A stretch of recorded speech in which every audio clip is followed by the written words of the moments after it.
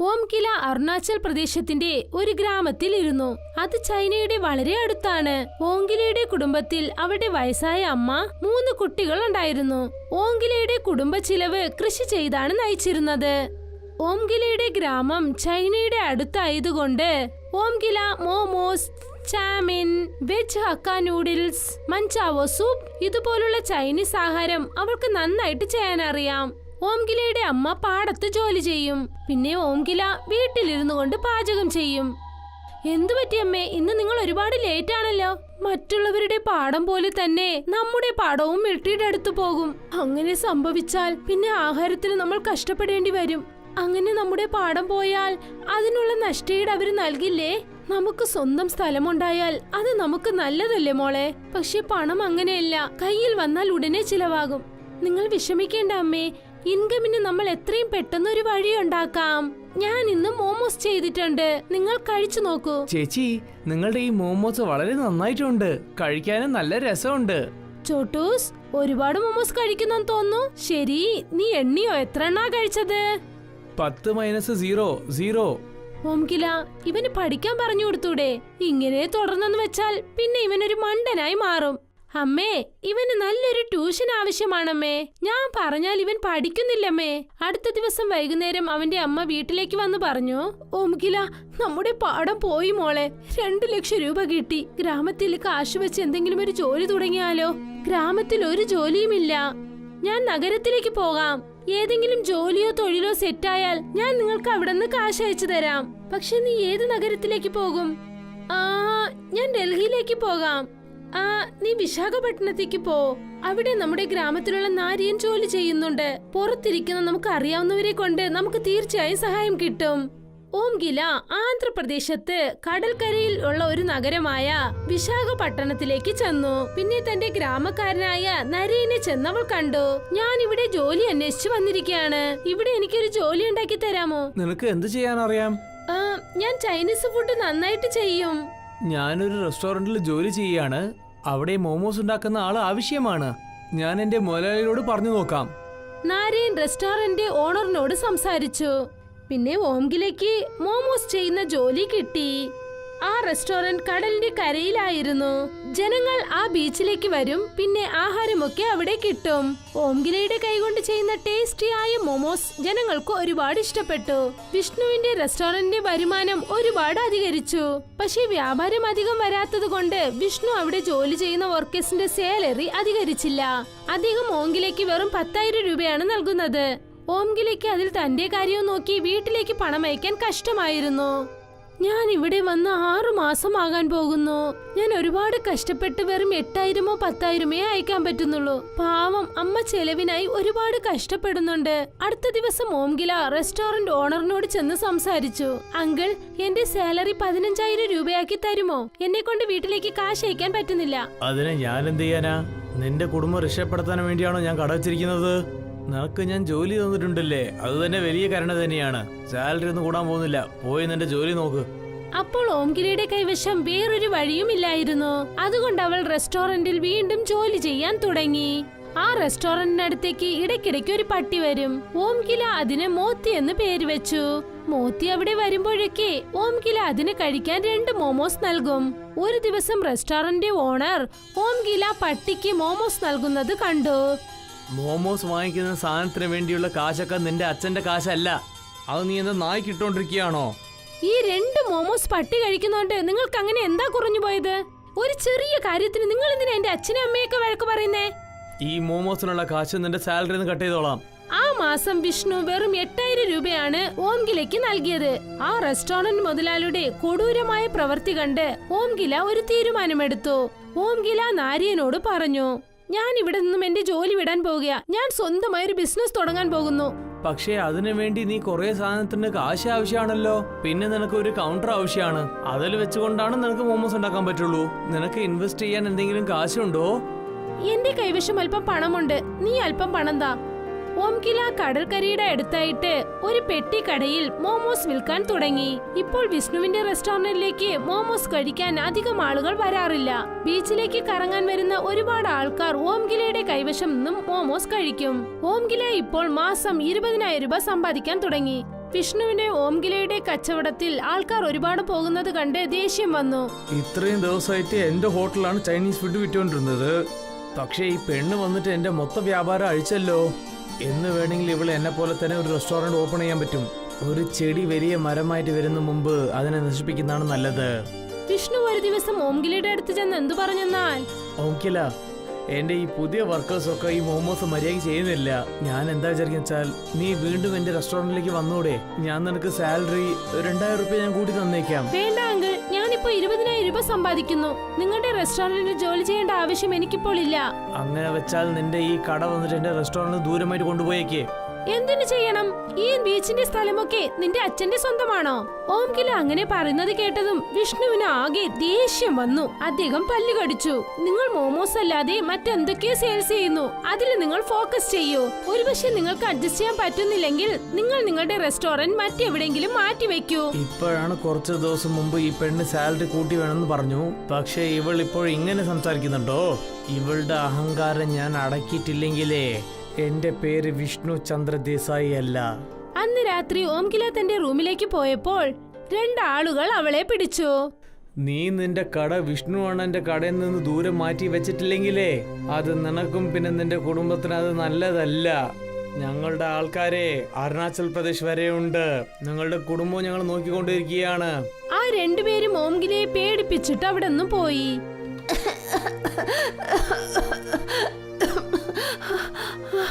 ഓംകിലയ്ക്ക് ഒരുപാട് നേരത്തിന് ശേഷമാണ് ശ്വാസം വന്നത്. ഓംകില ഫോണിൽ തന്റെ അമ്മയോട് സംസാരിച്ചു. നീ പേടിക്കണ്ട മോളെ, ആരെ കൊണ്ട് നമ്മളൊന്നും ചെയ്യാനാവില്ല. നീ നിന്റെ ജോലിയിൽ ശ്രദ്ധ ചെലുത്ത്. നീ ഇപ്പൊ തന്നെ പോലീസിനെ ചെന്ന് കാണ്. ഓംകില പോലീസ് സ്റ്റേഷനിൽ ചെന്ന് റിപ്പോർട്ട് ചെയ്തു. പോലീസ് വിഷ്ണുവിന്റെ അടുത്തേക്ക് ചെന്നു. വിഷ്ണു ചേട്ടാ, നിങ്ങൾ ഈ ഏരിയയിലെ വലിയ മനുഷ്യനാണ്. പക്ഷെ നിങ്ങൾ ആരെ കൊല്ലാൻ വേണ്ടി ശ്രമിച്ചു എന്ന് ഞാൻ കേട്ടിട്ടുണ്ടല്ലോ. ഇല്ല ഇല്ല ഇല്ല ഇൻസ്പെക്ടർ, എനിക്ക് ആരെയും ഞാൻ കൊല്ലാനുള്ള ആവശ്യമില്ലല്ലോ. ഞാൻ ആ പെണ്ണിനെ ജസ്റ്റ് പേടിപ്പിക്കാൻ മാത്രം നോക്കിയതാണ്. ഇതുപോലെ പേടിപ്പിക്കുന്ന കാര്യമൊന്നും ചെയ്യില്ല വിഷ്ണുട്ടാ. ഇല്ലെങ്കിൽ നിങ്ങൾക്ക് ഒരു വലിയ പ്രശ്നം വരും. നിങ്ങൾ ശ്രദ്ധിച്ചോളൂ. ആ പെണ്ണിനെ ആ ബിസിനസ് അങ്ങ് ചെയ്യാൻ വിട്ടേക്കേ. പോലീസ് ചെന്നതിന് ശേഷം വിഷ്ണു ആലോചിക്കാൻ തുടങ്ങി. ബലം കൊണ്ട് നമ്മളൊന്നും ചെയ്യാൻ പറ്റില്ല. നമ്മൾ കുടുങ്ങിപ്പോവും. ബുദ്ധി വെച്ചിട്ടാണ് നമ്മൾ എന്തെങ്കിലും ചെയ്യേണ്ടത്. കുറച്ചു ദിവസത്തിന് ശേഷം ഓംകിലയുടെ അടുത്തേക്ക് ഒരു പെണ്ണ് വന്നു. ഹലോ മാം, ഞാൻ ഹിന്ദുസ്ഥാൻ പീ കമ്പനിയിൽ നിന്നും വന്നതാണ്. പ്ലീസ് നിങ്ങൾ ഞങ്ങളുടെ കോഡ് സ്കാനർ ഇട്ടുകൊള്ളുന്നോ? അതിന് കാശ് ആവശ്യം വരുമല്ലോ. ഇത് ഫ്രീ ആണ്. നിങ്ങൾ എന്റെ കയ്യിൽ നിങ്ങളുടെ മൊബൈൽ തരൂ. ഞാൻ ഇപ്പൊ തന്നെ നിങ്ങളുടെ അക്കൗണ്ട് ഇതിൽ ലിങ്ക് ചെയ്തേക്കാം. കസ്റ്റമേഴ്സ് എല്ലാം ഓൺലൈനിൽ പേയ്മെന്റ് ചെയ്യാൻ പറ്റുമോ എന്ന് ചോദിക്കാൻ തുടങ്ങി. അതുകൊണ്ട് ഓംകില ആലോചിച്ചു, നമ്മളും ഈ സ്കാനർ ഉപയോഗിക്കാമെന്ന്. ഓംകില തന്റെ മൊബൈൽ ആ പെണ്ണിന്റെ കയ്യിൽ നൽകി. ആ പെണ്ണ് ഒരു ഹാക്കറാണ്. അവളെ വിഷ്ണു ആണ് അവിടേക്ക് അയച്ചത്. ആ പെണ്ണ് ഓംകിലയുടെ ബാങ്ക് അക്കൗണ്ടിൽ നിന്നും എല്ലാ കാശും എടുത്തു. ഇതാ കഴിഞ്ഞു. അടുത്ത ദിവസം ഓംകില തന്റെ ATM-ൽ നിന്നും കാശ് എടുക്കാനായി ചെന്നു. അപ്പോഴാണ് അവൾക്ക് മനസ്സിലായത് അവളുടെ അക്കൗണ്ടിൽ 1 രൂപ പോലും ഇല്ലെന്ന്. ഓംകില ഉടനെ ബാങ്കിലേക്ക് പോയി. അവൾ തന്റെ അക്കൗണ്ടിനെ കുറിച്ച് അവിടെ അന്വേഷിച്ചു. ബാങ്കിലുള്ളവർ അവളോട് പറഞ്ഞു, അതായത് അവൾ ഓൺലൈൻ പേയ്മെന്റിൽ പറ്റിക്കപ്പെട്ടിരിക്കുകയാണെന്ന്.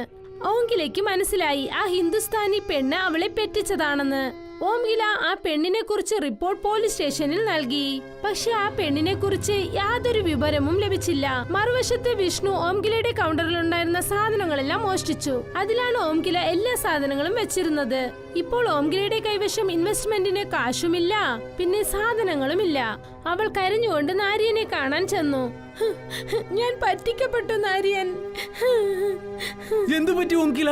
നീ എന്തിനാ കരയുന്നത്? ഓംകില നാരിയനോട് നടന്ന എല്ലാ കാര്യവും പറഞ്ഞു. എനിക്ക് നിന്നെ കൊണ്ട് 10,000 സഹായിക്കാനാവുമോ? നാരിയൻ 2 ദിവസം മുൻപെയാണ് ഗ്രാമത്തിൽ നിന്നും വന്നത്. എന്നോട് ക്ഷമിക്കണം ഓംകില. ഞാൻ മെഞ്ഞാന്നാണ് എന്റെ അനിയത്തിന്റെ കല്യാണം കഴിഞ്ഞിട്ട് ഇങ്ങോട്ട് എത്തിയത്. എന്റെ എല്ലാ പണവും ഞാൻ കല്യാണത്തിന് ചെലവ് ചെയ്തല്ലോ. ഓംകില ബീച്ചിലിരുന്ന് കരയുകയായിരുന്നു. അപ്പോഴാണ് അവിടേക്ക് അതേ പട്ടി മോത്തി വന്നത്. അതിനാണ് ഓംകില മോമോസ് നൽകിയിരുന്നത്. ഇന്ന് നിനക്ക് നൽകാൻ എന്റെ കൈവശം ഒന്നും തന്നെ ഇല്ല. ഞാൻ എല്ലാം നഷ്ടപ്പെട്ടു. മോത്തി ഉടനെ ഒരു ദൈവമായി രൂപം കൊണ്ടു. ഞാൻ സമുദ്രത്തിന്റെ ദേവൻ വരുണൻ. ഞാൻ ഈ നായുടെ രൂപത്തിൽ കടലിന്റെ തീരയിൽ ഞാൻ ചുറ്റിക്കൊണ്ടിരുന്നു. ജനങ്ങൾക്ക് പരീക്ഷയൊക്കെയായിരുന്നു. നിങ്ങൾ എന്തിനാ എനിക്ക് ദർശനം നൽകിയത്? ഞാൻ ഒരിക്കലും പൂജ പോലും ചെയ്യാറില്ല. ദൈവം എപ്പോഴും ഒരു പ്രാണിയുടെ രൂപത്തിലാണ് പരീക്ഷ വെച്ചുകൊണ്ടിരിക്കുന്നത്. വർണ്ണദേവൻ ഓംകിലയ്ക്ക് കുറച്ച് വിത്തുകൾ നൽകി. ഈ വിതകളൊക്കെ കടൽ തീരത്തിൽ കുഴിച്ചു വെച്ചേക്ക്. അതിൽ വരുന്ന ചെടിയിൽ നിന്ന് നിനക്ക് മോമോസ് കിട്ടും. നിന്നെ കൊണ്ട് മാത്രമാണ് ആ ചെടിയിൽ നിന്ന് മോമോസ് എടുക്കാൻ പറ്റുള്ളൂ. ഇത് പറഞ്ഞിട്ട് വർണ്ണദേവൻ മാഞ്ഞുപോയി. ഓംകില ആ വിത്തുകൾ മണ്ണിൽ പുതച്ചിട്ടു. അടുത്ത ദിവസം തന്നെ ചെടികൾ വളർന്നു വന്നു. ആ ചെടി നിറയെ മോമോസ് വിളഞ്ഞിരുന്നു. ഓംകില ആ മോമോസ് പറിച്ച് ഒരു കുട്ടയ്ക്കകത്ത് വെച്ചു. എന്നിട്ട് മോമോസ് വിൽക്കാൻ തുടങ്ങി. ആ മോമോസിൽ അതേ രുചി ഉണ്ടായിരുന്നു. അതിൽ ഓംകില തന്റെ കൈകൊണ്ട് ചെയ്ത അതേ രുചി. വിഷ്ണുവിന് ഈ കാര്യം അറിഞ്ഞതും, അതായത് ഓംകില മണ്ണിൽ മോമോസ് ചെടി വളർത്തുന്നുവെന്ന്, അദ്ദേഹം രാത്രിയിൽ മോമോസ് പറിക്കാനായി ചെന്നു. വിഷ്ണു ഒരുപാട് സമയം ശ്രമിച്ചു നോക്കി. പക്ഷെ ഒരു മോമോസ് പോലും പറിക്കാനായില്ല. പിന്നെ ആ ചെടിയും പിഴുതെടുക്കാനായില്ല. വിഷ്ണു മാർക്കറ്റിലേക്ക് ചെന്ന് കീടനാശിനി വാങ്ങിക്കൊണ്ടുവന്നു. അത് ചെടികളെ നശിപ്പിക്കാനുള്ളതാണ്. അദ്ദേഹം ആ മോമോസ് ചെടിയിൽ ആ മരുന്ന് മൊത്തം തെളിച്ചു. ഇപ്പോഴാണ് കളി തുടങ്ങിയത്. അപ്പോഴാണ് വേഗത്തിൽ ഒരു തിരമാല വന്നത്. അത് ചെടിയിലുണ്ടായിരുന്ന എല്ലാ മരുന്നും കഴുകി വൃത്തിയാക്കി. വിഷ്ണു ഒരു വണ്ടിയിൽ ഒരുപാട് മരക്കഷ്ണങ്ങൾ എടുത്തുകൊണ്ടുവന്നു. അദ്ദേഹം ആ മരക്കഷ്ണങ്ങൾ മോമോസ് ചെടിയുടെ പുറത്ത് ഇട്ടു. എന്നിട്ട് അദ്ദേഹം ആ മരത്തിൽ പെട്രോൾ ഒഴിച്ച് അതിനെ കത്തിച്ചു. വിഷ്ണു ഇപ്പോൾ കാര്യങ്ങളൊക്കെ സക്സസ് ആയെന്ന് കരുതി. പക്ഷെ അപ്പോഴാണ് ബീച്ചിൽ നല്ല മഴ പെയ്യാൻ തുടങ്ങിയത്. പിന്നെ ആ തീ അണഞ്ഞുപോയി. ഈ മഴ ഈ നേരത്തിലാണോ വരേണ്ടത്? അപ്പോഴാണ് ലാരിയൻ അവിടേക്ക് വന്നത്. നിങ്ങൾ എന്തിനാ സാർ ഇങ്ങനെ ചെയ്തോണ്ടിരിക്കുന്നത്? ഓംകില എന്റെ അടുത്ത് പറഞ്ഞിരുന്നു ഈ മോമോസ് ഒക്കെ ഒരു ദേവന്റെ വരമാണെന്ന്. ആർക്കും ഇതിനെ ഒന്നും ചെയ്യാൻ പറ്റില്ല എന്ന്. ഞാനൊരു നാത്തികനാണ്. എനിക്ക് ഈ ദൈവത്തിനെ പറ്റിയോ ഇല്ല വരത്തിനെ പറ്റിയോ ഒരു വിശ്വാസവും ഇല്ല. ഞാൻ എൻ്റെ ജീവിതത്തിൽ എല്ലാം ഞാൻ കഷ്ടപ്പെട്ടിട്ടാണ് ഇവിടെ ഉണ്ടാക്കിയിരിക്കുന്നത്. ഞാൻ പിന്നെ ഈ ഓംകിലയുടെ ഫ്രീ മോമോസ് നശിപ്പിച്ചേ പറ്റുള്ളൂ. നീയും ഇത് നോക്കിക്കൊണ്ടിരുന്നോ? അപ്പോഴാണ് ഓംകില അവിടേക്ക് വന്നത്. വിഷ്ണു അങ്കിൾ, ആവശ്യമില്ലാതെ എന്റെ മോമോസ് ചെടിയോടൊപ്പം നിങ്ങൾ കളിക്കാൻ പാടില്ല. ഇല്ലെങ്കിൽ ഞാൻ വീണ്ടും പോലീസിനെ ചെന്ന് കണ്ട് നിങ്ങളുടെ മേലിൽ കംപ്ലൈന്റ് ചെയ്യും. ഒരു പക്ഷേ ഇവളെ ഇടയ്ക്കിടയ്ക്ക് പോലീസ് സ്റ്റേഷൻ പോയാൽ എൻ്റെ ഇമേജ് ഒക്കെ നാശമായി പോകുമല്ലോ. ഇപ്പൊ നമുക്ക് ഇവിടുന്ന് പോകുന്നതാണ് വളരെ നല്ലത്. നീ തെറ്റിദ്ധരിക്കുകയാണ് ഓംകില. ഞാൻ വെറുതെ ഈ മോമോസ് കാണാൻ വേണ്ടിയാണ് വന്നിരിക്കുന്നത്. നിനക്ക് എന്തെങ്കിലും ഇതിൽ പ്രശ്നം ഉണ്ടെങ്കിൽ ഞാൻ ഇവിടുന്ന് പോയേക്കാം. നോറിൻ, നീ എന്റെ വീട്ടിലേക്ക് വാ. വിഷ്ണു നാരിയനെ വിളിച്ചുകൊണ്ട് തന്റെ വീട്ടിലേക്ക് പോയി. നോറിൻ, നീ എനിക്ക് വേണ്ടി ഒരു പണി ചെയ്തേ പറ്റൂ. എന്ത് ജോലിയാണ് സർ?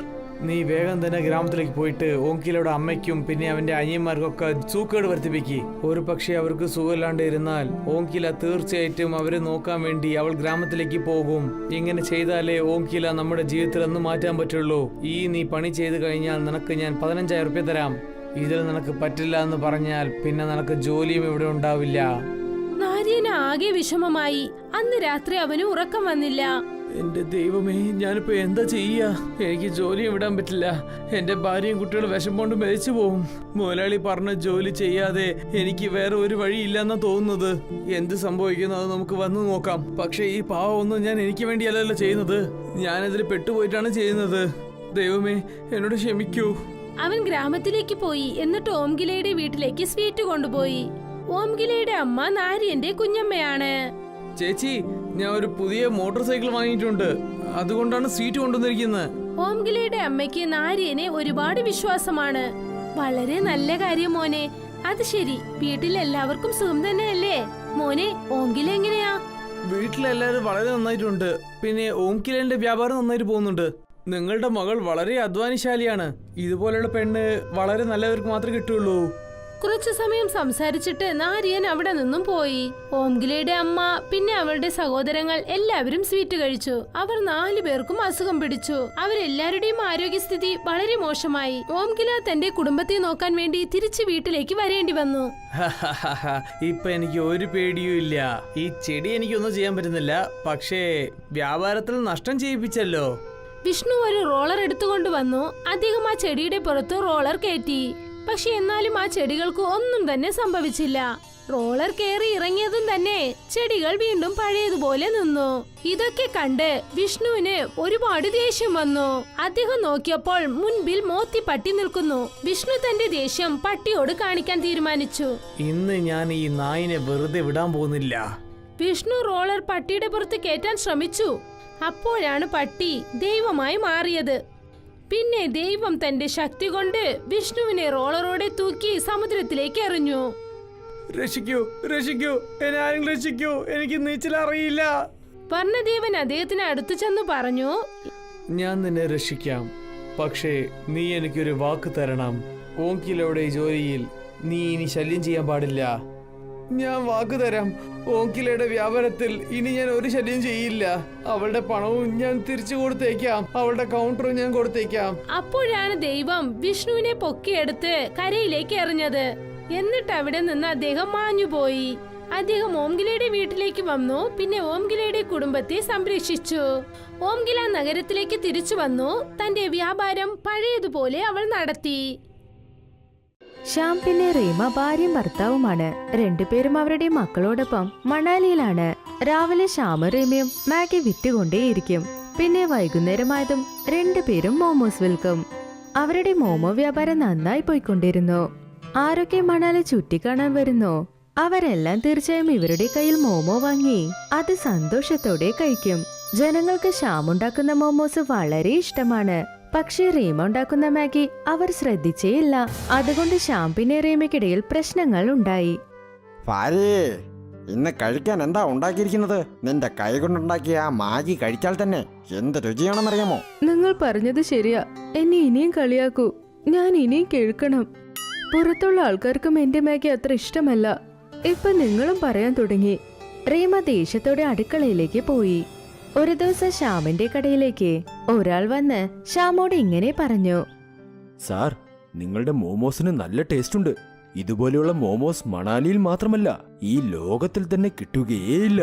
എനിക്ക് താങ്കളുടെ കൈ പിടിച്ച് ഒരു ഉമ്മ തരണമെന്ന് തോന്നുന്നു. ഇങ്ങനെ ആൾക്കാർ പുകഴ്ത്തിയിട്ട് ഒരുപാട് നാളായി. എന്നാൽ ഇതുപോലെയുള്ള പുകഴ്ത്തൽ കേട്ട് കേട്ട് എനിക്ക് ബോറടിച്ചു. എന്തെങ്കിലും പുതുമയുണ്ടെങ്കിൽ നിങ്ങളത് പറയൂ. നിങ്ങൾ നന്നായി ജീവിക്കട്ടെ. നിങ്ങളുടെ ഈ ടാലന്റ് ആരും മോഷ്ടിക്കാതെ ഇരിക്കട്ടെ. അത് ടാലന്റ് ഉണ്ട്, അതുകൊണ്ട് അഹങ്കാരം. അയാൾ ഇങ്ങനെ പറഞ്ഞ് അവിടെ നിന്ന് പോയി. ശ്യാമിന്റെ ഈ വിജയം കണ്ട് വീണ്ടും ഒരുപാട് പേർ ആ സ്ഥലത്ത് തന്നെ മോമോസ് വ്യാപാരം തുടങ്ങി. നമ്മുടെ വ്യാപാരത്തിൽ ആർക്കും കണ്ണ് പറ്റിയെന്നാ തോന്നുന്നേ. ഞാൻ നിങ്ങളോട് ഒരുപാട് പറഞ്ഞതാ, ഒരുപാട് കാണിച്ചു കൂട്ടണ്ടെന്ന്. കേക്കണ്ടേ? നമ്മളെ കണ്ട് വീണ്ടും കുറെ പേർ മോമോസ് വ്യാപാരം തുടങ്ങിയിട്ടുണ്ട്. നീ അതൊന്നും ഓർത്ത് വിഷമിക്കണ്ട. ജനങ്ങൾ കച്ചവടമല്ല നോക്കുന്നത്, നമ്മുടെ പെരുമാറ്റം എങ്ങനെയാണോ അതാണ് നോക്കുന്നത്. അവർ നമ്മളെക്കാൾ നന്നായി ചെയ്ത് നല്ല കച്ചവടവും ചെയ്യും.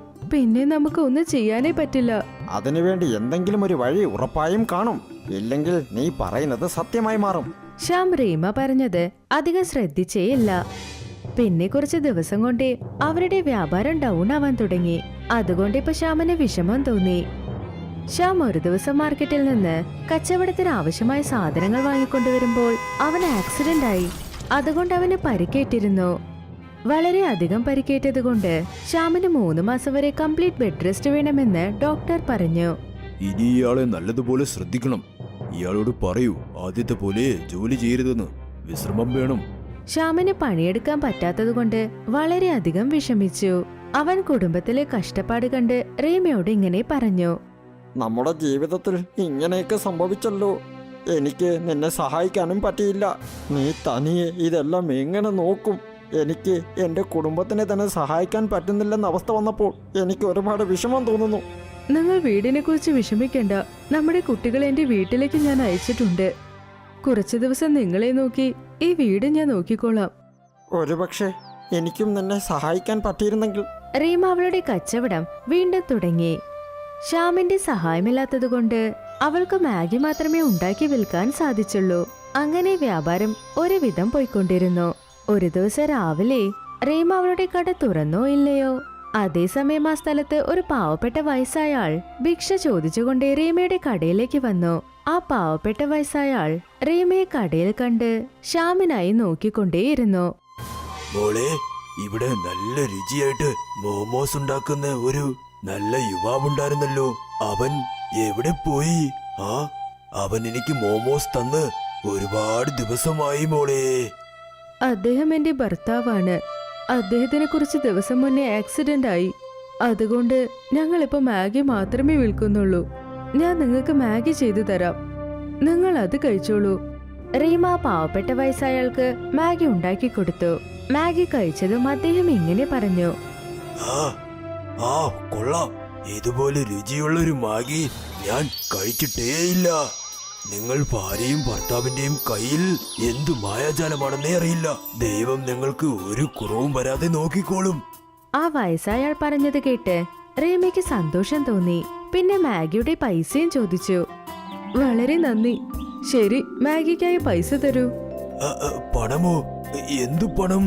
ഞാൻ ഒരിക്കലും നിന്റെ ഭർത്താവിന് പണം കൊടുത്തിട്ടേയില്ല. ഞാൻ എപ്പോൾ ഇവിടേക്ക് വരുമ്പോഴും അവൻ എനിക്ക് ഫ്രീ ആയിട്ട് മോമോസ് തരും. അതിരാവിലെ വന്ന് ഇയാൾ എന്റെ ദിവസം തന്നെ നശിപ്പിച്ചു. ഇനി ഇന്നത്തെ ദിവസം തന്നെ പോക്കായിരിക്കും. ആ പാവപ്പെട്ട വയസ്സായാൽ അവിടെ നിന്ന് പോകുമ്പോൾ പെട്ടെന്ന് നിന്ന് ഇങ്ങനെ പറഞ്ഞു. ഞാൻ നിന്റെ ഭർത്താവിന്റെ കൈകൊണ്ട് മോമോസ് കഴിച്ചിട്ട് അവന് ഒരു മാന്ത്രിക രക്ഷ എപ്പോഴും കൊടുക്കുമായിരുന്നു. അതുകൊണ്ടാണ് നിങ്ങളുടെ കടയിൽ നല്ലതുപോലെ കച്ചവടം നടന്നു വന്നിരുന്നത്. അതിലൊന്നു വേണമെങ്കിൽ നിനക്കും ഞാൻ തരാം. ആ വയസ്സായാൾ തന്റെ സഞ്ചിയിൽ നിന്ന് ഒരു ചരട് പുറത്തെടുത്ത് ഇങ്ങനെ പറഞ്ഞു. ഈ രക്ഷ നീ നിന്റെ ഈ കടയിൽ കെട്ടിയിട്. അപ്പോൾ കച്ചവടം എങ്ങനെ നടക്കുന്നെന്നും കണ്ടു. എന്ത് ചരട്? അദ്ദേഹം ഇതിനെക്കുറിച്ച് എന്നോട് സംസാരിച്ചതേ ഇല്ലല്ലോ. ഇതാ, ഇന്നു മുതൽ മാഗിയും മോമോസും ഒരുമിച്ച് ഉണ്ടാക്കി വിൽക്കാൻ തുടങ്ങൂ. നീ മാഗി വളരെ നന്നായി ഉണ്ടാക്കുന്നു. നിന്റെ ഭർത്താവിന്റെ സഹായം കൊണ്ട് മാഗിയും പിന്നെ മോമോസും ഒരുമിച്ചാക്കി അത് നല്ല രീതിയിൽ കച്ചവടം ചെയ്യ്. ഇങ്ങനെ പറഞ്ഞ് ആ വയസ്സായാൾ അവിടെ നിന്ന് പുറപ്പെട്ടു പോയി. റീമ വീട്ടിലേക്ക് പോയതും ശ്യാമിനോട് സംഭവിച്ചതെല്ലാം പറഞ്ഞു. ശ്യാം എല്ലാം കേട്ടുകൊണ്ട് ഇങ്ങനെ പറഞ്ഞു. ഒരുപാട് വർഷങ്ങൾക്ക് മുൻപ് ആ ദരിദ്രനായ സ്വാമിജി ഒരു തവണ നമ്മുടെ കടയിലേക്ക് വന്നിരുന്നു. ഞാൻ അദ്ദേഹത്തിന് മോമോസ് ഫ്രീ ആയിട്ട് കൊടുത്തു. അങ്ങനെ കൊടുത്തപ്പോൾ അദ്ദേഹം എനിക്കൊരു രക്ഷയും തന്നു. അത് ഞാൻ നമ്മുടെ മോമോസ് ഉണ്ടാക്കുന്ന കടയിലും കെട്ടി. നല്ല രീതിയിൽ കച്ചവടവും നടന്നു. ഇത് അതേ മാന്ത്രിക രക്ഷയാണെന്ന് തോന്നുന്നു. അദ്ദേഹം അതിനോടൊപ്പം നമ്മൾ മാഗി മോമോ ഒരുമിച്ച് വെച്ച് മാഗി മോമോസ് വിൽക്കാനായി പറഞ്ഞു. അദ്ദേഹം എങ്ങനെയാണോ പറഞ്ഞത് അങ്ങനെ തന്നെ നമ്മൾ ചെയ്തേ പറ്റൂ. ഇതിലൂടെ നമ്മുടെ കച്ചവടവും വളരെ നന്നായി മാറും.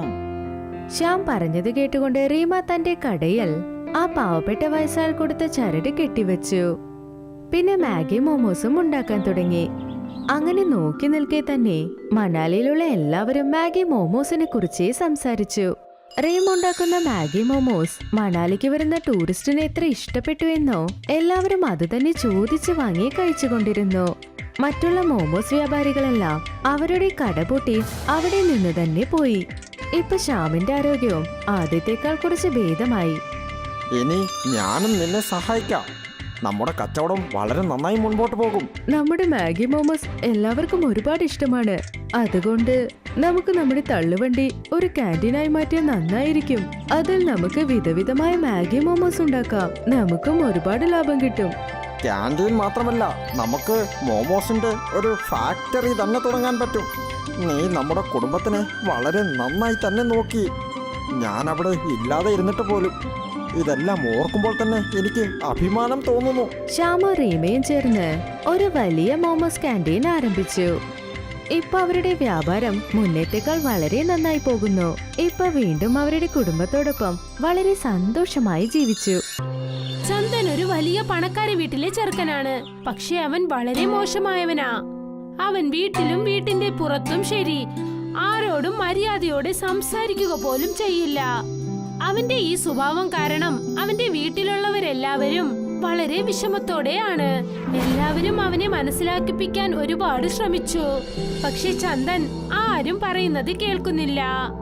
മോനെ, നിന്റെ വായ അല്പം കൺട്രോൾ ആയിട്ട് വയ്ക്കാൻ നോക്ക്. നീ ആരോടെങ്കിലും സംസാരിച്ചാൽ അവരുടെ വയസ്സൊന്ന് മനസ്സിൽ വെച്ചുകൊണ്ട് സംസാരിക്കേ. ഞാൻ എന്താ ചെയ്യാൻ പാടില്ല നിങ്ങളടുത്ത് പറഞ്ഞു തരണ്ട. നിങ്ങൾ ആദ്യം നിങ്ങളുടെ മോളെ നോക്കിക്കോളൂ. നാളെ അവൾ അവളുടെ അമ്മായി വീട്ടിലേക്ക് പോവും. അവൾക്കാണ് നിങ്ങൾ മര്യാദ പഠിപ്പിച്ചു കൊടുക്കേണ്ടത്. എനിക്കൊന്നും വേണ്ട. എന്താ മോനെ നീ ഇങ്ങനെയൊക്കെ സംസാരിക്കുന്നത്? അവൾ നിന്റെ അനിയത്തിയാണ്. ഞാനും നിന്റെ അച്ഛനും നിനക്ക് ഇങ്ങനെയുള്ള മാനേഴ്സ് ആണോ പറഞ്ഞു തന്നത്? പറയൂ, നീ എന്താണെന്ന് വെച്ചാൽ ഞങ്ങളോടും ഇങ്ങനെ തന്നെ സംസാരിക്കുന്നു. ഞാൻ ആരെടുത്തും ഒന്നും പഠിക്കാൻ പോകുന്നില്ല. എനിക്ക് എന്ത് പഠിക്കണോ അത് ഞാൻ പഠിച്ചോളാം. മനസ്സിലായോ? എനിക്ക് ആരുടെ ദയവും വേണ്ട. ചന്ദന്റെ സംസാരം കാരണം പിന്നെ അവന്റെ പ്രവൃത്തി കാരണം വീട്ടിലുള്ളവർ എല്ലാരും തന്നെ അവനെ വെറുത്തു കളഞ്ഞു. അതായത് എല്ലാവരും ചന്ദനോടുള്ള പരാതിയുമായി അവനെ അച്ഛനെ കാണാനായി വന്നു. കാരണം ചന്ദന് അവന്റെ അച്ഛനെ മാത്രമാണ് പേടി. നിങ്ങൾ തന്നെ നോക്കൂ ചേട്ടാ, ഈ ചന്ദൻ നന്നാവുന്നത് പോലെ തോന്നുന്നില്ല. ദിവസം തോറും ഇവൻ ചീത്തയായിക്കൊണ്ടേയിരിക്കുകയാണ്. ഇവനെ എന്തെങ്കിലും ചെയ്യുന്നേ, അല്ലെങ്കിൽ ഈ ഗ്രാമം മൊത്തം നമ്മൾ നാണം കെടേണ്ടി വരും. ഞാനിത് കുറെ പേര് പറഞ്ഞത് കേട്ടിട്ടുണ്ട്. ഇപ്പൊ അവനൊക്കെ വല്ലാതെ കോപക്കാരനായിട്ട് നിൽക്കുന്നത്. പക്ഷെ ഞാൻ എന്താ ആലോചിക്കുന്ന വെച്ചാൽ പുറത്തുള്ള ആൾക്കാർ തെറ്റായിട്ട് വേണ്ടിട്ട് പറയുന്ന വെച്ചാലാണ് ഞാൻ വിചാരിച്ചത്. പക്ഷേ നമ്മുടെ വീട്ടിലുള്ളവർ തന്നെ ഇങ്ങനെ പറയുമ്പോൾ ഞാൻ ഇതിനെപ്പറ്റി ആലോചിച്ചേ പറ്റുള്ളൂ.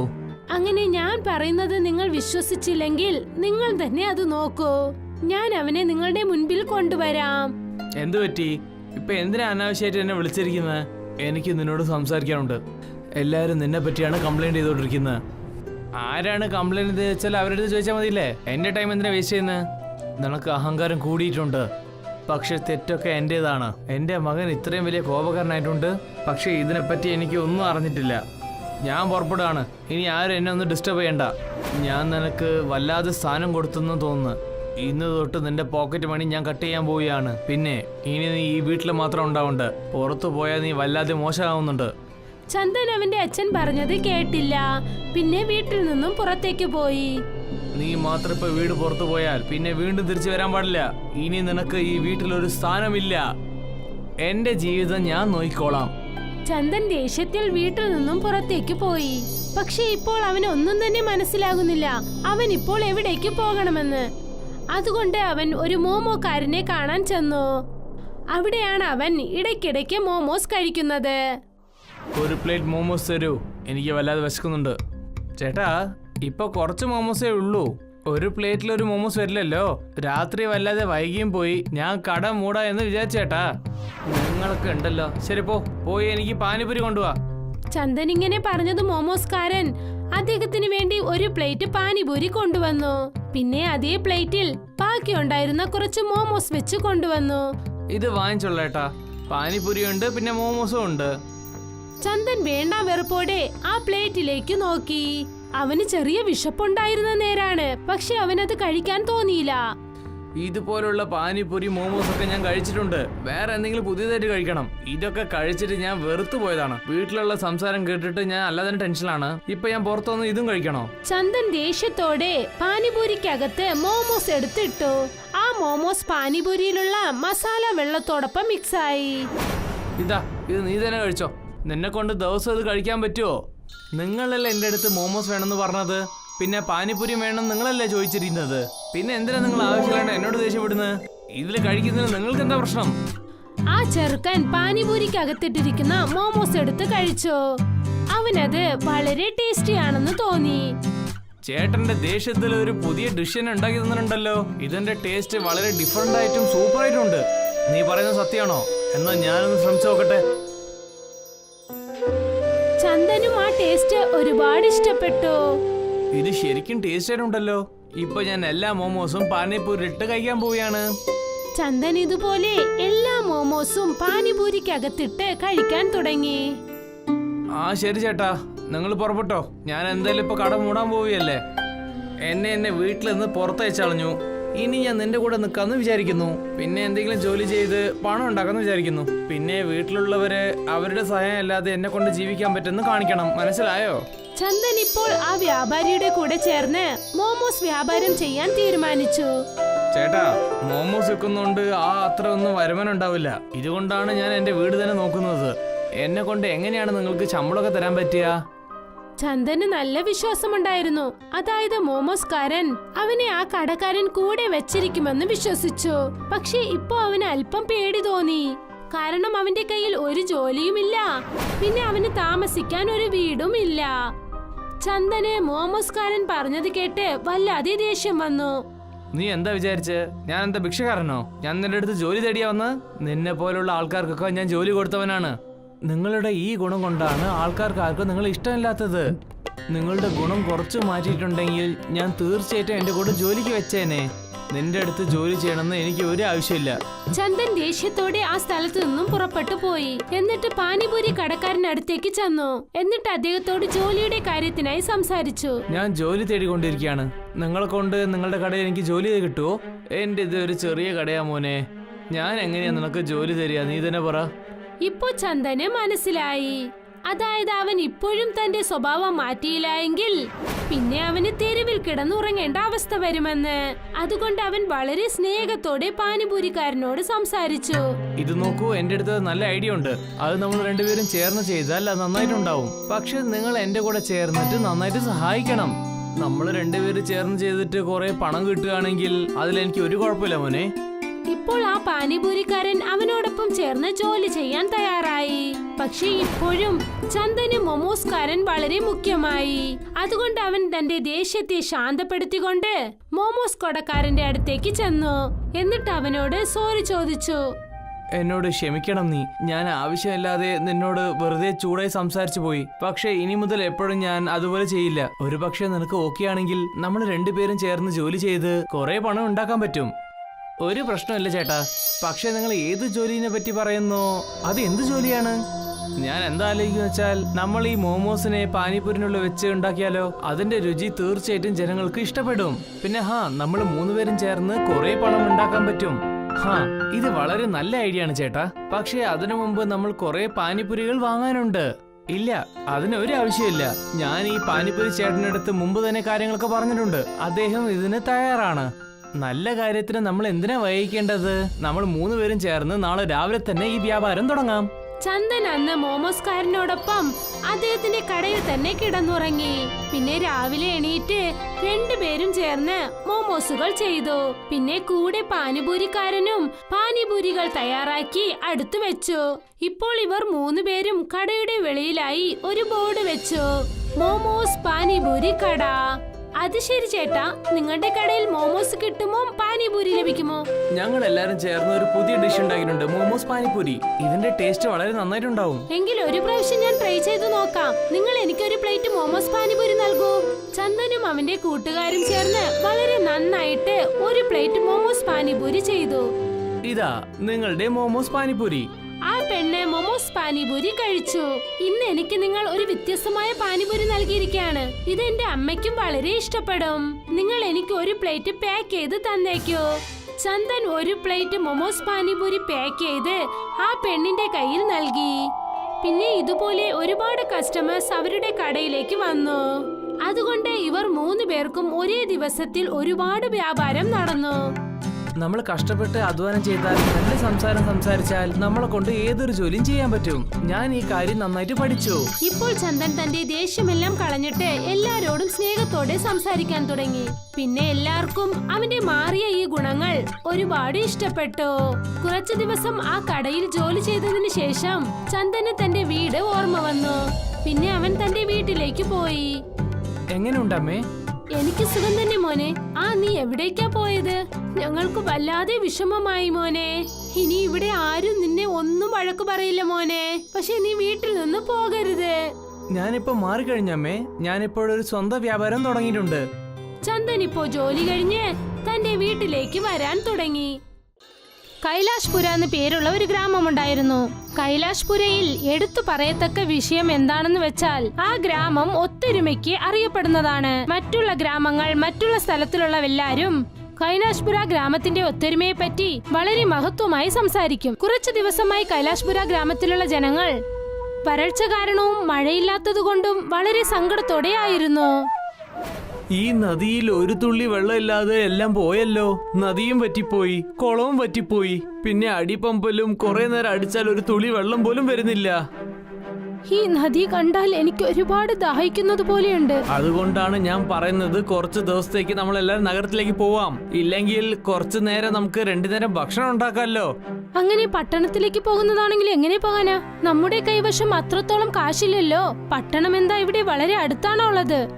ബസ്, ട്രെയിന്, ഇങ്ങനെയുള്ള എല്ലാ വണ്ടികളുടെ വാടകയും ഇപ്പോൾ ഒരുപാട് അധികമായിരിക്കുകയാണ്. നീയും പറഞ്ഞത് വളരെ ശരിയാണ്. ഇനി നമുക്ക് ഒന്നും ചെയ്യാൻ പറ്റില്ല. ശരി, വാ, നമുക്ക് ഗ്രാമത്തിലേക്ക് തന്നെ പോയി നോക്കാം. വെയിൽ താങ്ങാൻ പറ്റാണ്ട് ഈ ദാഹത്തില് നമ്മൾ കടൽ വെള്ളം തന്നെ കുടിക്കാൻ തോന്നുന്നു.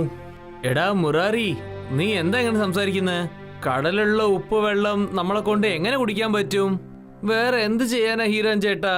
ഈ വെയിൽ കൊണ്ട് വല്ലാതെ കഷ്ടമായിപ്പോയി. നമ്മൾ ഈ പ്രശ്നത്തിന് എന്തായാലും ഒരു തീർവ് കണ്ടെത്തണം. ഇല്ലെങ്കിൽ നമ്മളെ ഗ്രാമത്തിലുള്ള ജനങ്ങൾക്കും ചെറിയ കുട്ടികൾക്കും വലിയ പ്രശ്നം വന്നേക്കും. നമ്മൾ ഇപ്പൊ തന്നെ പോയി ഗ്രാമമേടയിലിരിക്കുന്ന പണ്ടാ ബാബയോട് ഇക്കാര്യത്തെ കുറിച്ച് പറഞ്ഞേക്കാം. നമ്മൾ അവിടെ ചെന്നാൽ ഇക്കാര്യത്തിന് നല്ലൊരു പരിഹാരം ലഭിക്കും. നീ പറഞ്ഞത് വളരെ ശരിയാണ്. നമ്മൾ തീർച്ചയായിട്ടും അങ്ങോട്ട് പോകണം. ഹീരാമണിയും അദ്ദേഹത്തിന്റെ ഭാര്യയും ചേർന്ന് അവരുടെ ഗ്രാമത്തിലുള്ള വളരെ വയസ്സായ ആ പണ്ടാ ബാബയെ കാണാനായി ചെന്നു. അവിടെ ചെന്നിട്ട്, ബാബാജി പ്രണാമം.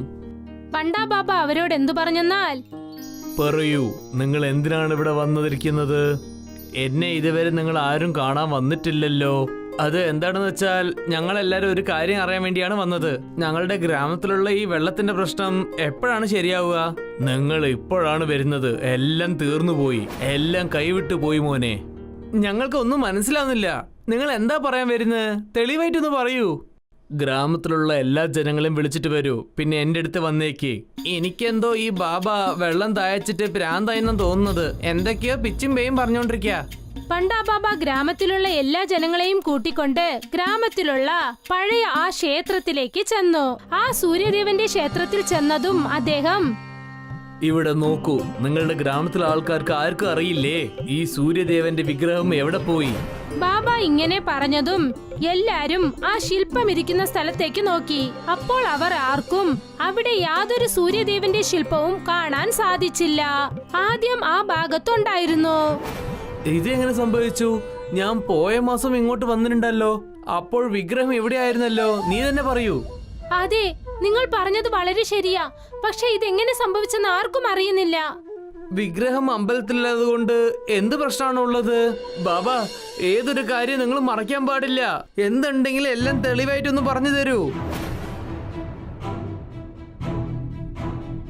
നിങ്ങൾ എല്ലാവർക്കും ഓർമ്മയുണ്ടോ, ഒരു മാസം മുമ്പ് നഗരത്തിൽ നിന്ന് ഒരാള് ഇവിടെ ചുറ്റി കാണാൻ വേണ്ടി വന്നിരുന്നു? അതെ ബാബ, എനിക്ക് നല്ല ഓർമ്മയുണ്ട്. അദ്ദേഹവും ഈ ക്ഷേത്രത്തിലാണ് തങ്ങിയിരുന്നത്. വാ, ഈ അമ്പലം കാണാൻ നല്ല പഴമയായിട്ടുണ്ടല്ലോ. ഞാൻ ഈ വിഗ്രഹം എടുത്ത് വിറ്റ് കളഞ്ഞാൽ വെച്ചോ, ഞാൻ ഒരേ രാത്രിയിൽ തന്നെ വലിയ പൈസക്കാരനാവും. പക്ഷേ അതിനുവേണ്ടി എനിക്ക് നല്ല തിരമയുള്ള കള്ളന്മാര് വേണല്ലോ. നഗരത്തിലുള്ള കൊള്ളക്കാരന്മാർക്ക് കാശ് നൽകിയിട്ട് അവരോട് ആ ക്ഷേത്രത്തിലുള്ള ശില്പം മോഷ്ടിക്കാനായി പറഞ്ഞു. ആ കൊള്ളക്കാരന്മാരും രാത്രിയോട് രാത്രിയായിട്ട് ക്ഷേത്രത്തിലേക്ക് വന്ന ആ ശില്പം മോഷ്ടിച്ചു കൊണ്ടുപോയി. നിങ്ങൾ ഈ ഗ്രാമജനങ്ങൾക്ക് നിങ്ങൾക്ക് നാണമില്ലേ? നിങ്ങളൊക്കെ ഇവിടെ തന്നെ നിൽക്കുമ്പോ തന്നെ ആരോ കട്ടുകൊണ്ടുപോയിട്ടുണ്ട്. അത് നിങ്ങൾക്ക് മനസ്സിലായില്ലല്ലേ? നിങ്ങളൊക്കെ എന്ത് ഭക്തന്മാരാ. ബാബാ, ഞങ്ങൾക്ക് ഇനിയും ഒന്നും മനസ്സിലായിട്ടില്ല. കാര്യം എന്താണ്? ഈ വിഗ്രഹത്തിനും ഈ കാലാവസ്ഥയ്ക്കും എന്താണ് സംബന്ധം? സൂര്യദേവന്റെ വിഗ്രഹം ഇവിടെ അമ്പലത്തിലുണ്ടായപ്പോൾ ഗ്രാമം നിമ്മതിയായിട്ട് എല്ലാവരും സന്തോഷത്തോടെ ജീവിക്കുകയായിരുന്നു. ആ വിഗ്രഹം കട്ടുകൊണ്ടുപോയ കാരണമാണ് നമ്മുടെ ഗ്രാമം ഇങ്ങനെ കഷ്ടത്തിലും വരച്ചിലും ഉള്ളത്. ഹീറാമണി പറഞ്ഞത് ശരിയാണ്. എന്നാണ് ആ സൂര്യദേവൻ വിഗ്രഹം ഇവിടെ വെക്കുന്നുണ്ടോ അതുവരെ ഈ ഗ്രാമത്തിന്റെ നിലമ ഇങ്ങനെ തന്നെയാണ്. പിന്നെ ആ വ്യാപാരി ചെയ്ത ആ തെറ്റിന് അവൻ തന്നെ അനുഭവിക്കും. ഹീറാമുണിയും മുരാരിയും നഗരത്തിലേക്ക് പോയിട്ട് ആ വിഗ്രഹം എവിടെയാന്ന് കണ്ടുപിടിക്കോ. പിന്നെ വീണ്ടും അത് ഇവിടെ തന്നെ വെക്കണം. ഞങ്ങൾ ഇപ്പൊ തന്നെ നഗരത്തിലേക്ക് പോവാം. നിങ്ങൾ പറഞ്ഞ മാതിരി ഞങ്ങൾ കണ്ടുപിടിച്ച് വെക്കാം. ഇവിടെ നോക്ക്, നീ ഞങ്ങൾക്ക് വേണ്ടി കുറച്ച് ഭക്ഷണം ഉണ്ടാക്കി വെച്ചേക്ക്. ഞങ്ങൾ ഇപ്പൊ തന്നെ നഗരത്തിലേക്ക് പോവാ. ബാബ പറഞ്ഞത് കേട്ടിട്ട് മുരാരിയും ഹീരാമണിയും നഗരത്തിലേക്ക് പോകാൻ തയ്യാറായി. അവരുടെ സാധനങ്ങളെല്ലാം എടുത്തുകൊണ്ട് നഗരത്തിലേക്ക് പുറപ്പെട്ടു പോയി. മുഴുവനായിട്ട് 2 ദിവസത്തിനു ശേഷം അവർ നഗരത്തിൽ ചെന്നെത്തി. അപ്പോൾ ഹീറാമണി പറഞ്ഞു, ഇത്രയും വലിയ നഗരത്തില് നമ്മൾ ആ വ്യാപാരിനെ എവിടെ പോയാ കണ്ടുപിടിക്കുക? നീ മാത്രമാണ് അദ്ദേഹത്തിനെ കണ്ടത്. ഞാൻ അയാളെ കാണാത്തത് കൊണ്ട് നമ്മൾ എങ്ങനെ അയാളെ കണ്ടുപിടിക്കുക? ചീത്തയുള്ളത് എപ്പോഴും ഇരുട്ടിലാണ് ഉണ്ടാവുമെന്ന് പറയുക. അവിടെ കണ്ടില്ലേ, എല്ലാം ചട്ടപൂർവമായുള്ള കടകളുണ്ട്. പിന്നെ ചട്ടപൂർവം ഇല്ലാത്ത കടകളും അവിടെ ഉണ്ട്. അവിടെ പോയി നോക്കാം. മുരാരിയും ഹീരാമണിയും ആ നിരോധിക്കപ്പെട്ട സ്ഥലത്തിലേക്ക് പോയി. അപ്പോഴാണ് അവരെ ഒരാൾ ആ ഗേറ്റിനടുത്ത് തന്നെ തടഞ്ഞു നിർത്തിയത്. എടോ, എങ്ങോട്ടാ അകത്തേക്ക് പോകുന്നത്? അകത്തൊന്നും പോവാൻ പാടില്ല. എടോ, ആ വ്യാപാരിക്ക് വേണ്ടി നല്ല വില ഉയരുന്ന പൊരുൾ കൊണ്ടുവന്നിട്ടുണ്ട്. നിങ്ങൾ ആദ്യം തന്നെ പറയണ്ടേ മുതലാളിയുടെ സുഹൃത്താണെന്ന്. നേരെ അകത്തേക്ക് പോ. നേരെ അങ്ങോട്ട് മാത്രമേ പോകാൻ പാടുള്ളൂ, വേറെ എവിടെയും പോകാൻ പാടില്ല. ഹീരാമണിയും മുരാരിയും രണ്ടുപേരും ആ വീട്ടിനകത്തേക്ക് പോയി. പിന്നെ അവിടെ ചെന്ന് നോക്കിയപ്പോൾ ആ വീട്ടിനകത്ത് ഒരു ചെറിയ കുളം ഉണ്ടായിരുന്നു. ആ കുളത്തിനകത്ത് നിറയെ ഒരുപാട് വിലയുയർന്ന ശില്പങ്ങൾ വച്ചിരുന്നു. പിന്നെ ആ നഗര വ്യാപാരി ഫോണിൽ ആരോടോ സംസാരിച്ചു കൊണ്ടിരുന്നു. ഇവർ രണ്ടുപേരും അവർ സംസാരിക്കുന്നത് മറിഞ്ഞിരുന്ന് കേട്ടുകൊണ്ടിരുന്നു. സാർ, നിങ്ങൾ ഇന്ന് രാത്രി തന്നെ വരില്ലേ? ഞാൻ എല്ലാ വിഗ്രഹവും ഭദ്രമായിട്ട് വെച്ചിട്ടുണ്ട്. എന്റെ വീട്ടിൽ തന്നെയാണ് വെച്ചിരിക്കുന്നത്. ആർക്കും ഒരു സംശയം വരില്ല കേട്ടോ. വേഗം നിങ്ങൾ വന്നേക്കണം. മറക്കാണ്ട് പണവും കൊണ്ടുവരണം കേട്ടോ. ആ നഗരത്തിലുള്ളവൻ സംസാരിക്കുന്നത് കണ്ടിട്ട് ഹീരാമണിയും മുരാരിയും പേടിച്ചുപോയി. പിന്നീട് ആ വീട്ടിൽ നിന്നും പുറത്തേക്ക് വന്നു. നമ്മളടുത്ത് നേരം കുറവാണ്. നമ്മൾ എങ്ങനെയെങ്കിലും പോലീസിനെ വിളിച്ചേ പറ്റുള്ളൂ. നിങ്ങൾ ശരിയാണ് പറഞ്ഞത്. ഈ കള്ളനെ നമ്മൾ എത്ര പെട്ടെന്ന് തീരുന്നോ അവനെ വേഗം ജയിലിൽ ഇട്ടേക്കണം. ഹീരാമണിയും മുരാരിയും ഉടനെ പോലീസിനെ അവിടേക്ക് വരുത്തി. പോലീസിനോട് എല്ലാ കാര്യങ്ങളും അവർ പറഞ്ഞു. പോലീസുകാർ ആ വ്യാപാരിയെ അറസ്റ്റ് ചെയ്തു. എന്നെ വിട്ടേക്ക്, ഞാൻ ഒരു തെറ്റും ചെയ്തിട്ടില്ല, വിട്ടേക്ക്. നിങ്ങൾ രണ്ടുപേരും ചേർന്ന് വളരെ നല്ല കാര്യമാണ് ചെയ്തത്. നിങ്ങളുടെ വിഗ്രഹം നിങ്ങൾ എടുത്തു പോയിക്കോളൂ. ഈ കള്ളനെ ഞങ്ങൾ എവിടെ വെക്കണോ അവിടെ നന്നായിട്ട് വെച്ചോളാം. ഹീരാമണിയും മുരാരിയും രണ്ടുപേരും സൂര്യദേവന്റെ ശില്പം എടുത്തുകൊണ്ട് അവിടെ നിന്നും അവരുടെ ഗ്രാമത്തിലേക്ക് വന്നു. ഗ്രാമത്തിലെ ജനങ്ങൾ അവരെ കണ്ടതും ഒരുപാട് സന്തോഷിച്ചു. നിങ്ങളെ കൊണ്ട് ഗ്രാമത്തിൽ വളരെ നല്ലതാണ് നടക്കാൻ പോകുന്നത്. വേഗം തന്നെ ആ വിഗ്രഹം നമ്മൾ അവിടെ തന്നെ വെച്ചേക്കാം. ഗ്രാമത്തിലെ ജനങ്ങളെല്ലാം ചേർന്ന് സൂര്യദേവന്റെ ശില്പം ആ ക്ഷേത്രത്തിൽ സ്ഥാപിച്ചു. ആ ശില്പം അതിന്റെ സ്വന്തം സ്ഥലത്ത് എത്തിച്ചേർന്നതും തന്നെ സൂര്യദേവൻ അവിടെ പ്രത്യക്ഷപ്പെട്ടു. എന്നിട്ട് അദ്ദേഹം പറഞ്ഞു, ഞാൻ നിങ്ങളുടെ ഭക്തിയോട് വളരെ സന്തോഷത്തിലാണ്. അതുകൊണ്ട് ഞാൻ നിങ്ങൾക്ക് വാക്ക് തരികയാണ്, ഈ ഗ്രാമത്തിൽ സൂര്യനിൽ നിന്ന് മഴ പെയ്യും. ഇനി ഈ ഗ്രാമത്തിൽ ജനങ്ങൾ ഏതൊരു കാര്യത്തിനും വിഷമിക്കാനേ പാടില്ല. ഇത് പറഞ്ഞിട്ട് സൂര്യദേവൻ അവിടെ നിന്നും മാഞ്ഞുപോയി. അദ്ദേഹം അവിടെ നിന്നും മാഞ്ഞുപോയതും അവിടെ മഴ പെയ്യാൻ തുടങ്ങി. പിന്നെ വെയിലുകൊണ്ടുണ്ടായിരുന്ന പ്രശ്നങ്ങളെല്ലാം തന്നെ തീരാൻ തുടങ്ങി. മഴ വളരെ വേഗതയോടെ പെയ്തു. ഗ്രാമത്തിലെ ജനങ്ങൾ വളരെ സന്തോഷിതരായി.